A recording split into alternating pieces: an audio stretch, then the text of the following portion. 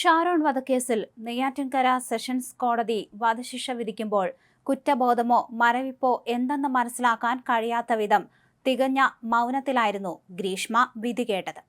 ഷാരോൺ അനുഭവിച്ചത് വലിയ വേദനയാണെന്നും ആന്തരിക അവയവങ്ങളൊക്കെ അഴുകിയ നിലയിലായിരുന്നുവെന്നും നിരീക്ഷിച്ച കോടതി സമർത്ഥമായ കൊലപാതകമാണ് നടന്നതെന്ന് വിധി പ്രസ്താവത്തിൽ ചൂണ്ടിക്കാണിച്ചിരുന്നു.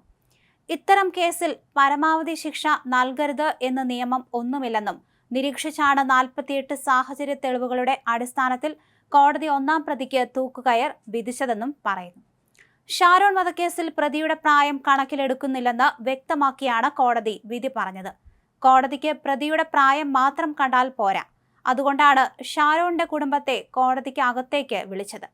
സ്നേഹിക്കുന്ന ഒരാളെയും വിശ്വസിക്കാൻ കൊള്ളില്ലെന്ന സന്ദേശമാണ് ഈ കേസ് സമൂഹത്തിന് നൽകുന്നതെന്നും ശിക്ഷ വിധിച്ചുകൊണ്ട് കോടതി വ്യക്തമാക്കി.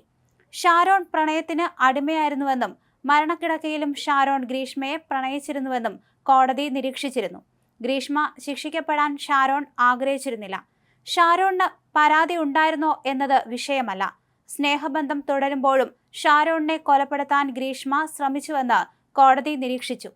11 ദിവസം ഒരു തുള്ളി വെള്ളം പോലും ഇറങ്ങാതെ ഷാരോൺ ആശുപത്രിയിൽ കിടന്നു. എന്നിട്ടും ഗ്രീഷ്മയുടെ പേര് പറഞ്ഞില്ല.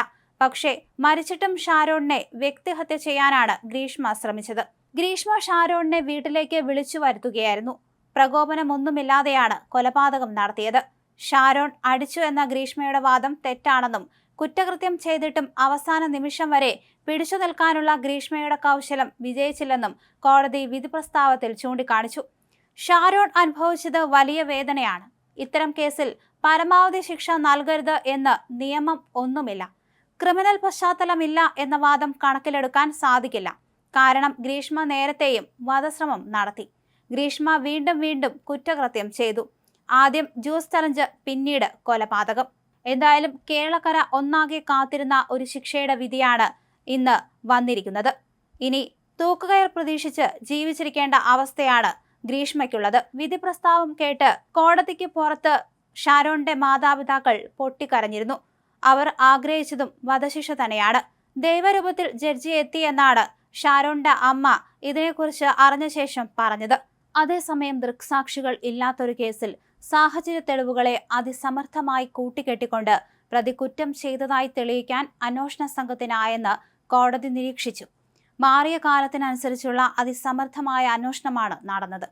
കുറ്റകൃത്യം ചെയ്ത അന്നു മുതൽ പോലീസ് പിടിക്കുന്നതുവരെ തെളിവുകൾ താൻ തന്നെ ചുമന്നു നടക്കുകയാണെന്ന് പ്രതി അറിഞ്ഞിരുന്നില്ലെന്ന് കോടതി വിധിന്യായത്തിൽ പറയുന്നുണ്ട്.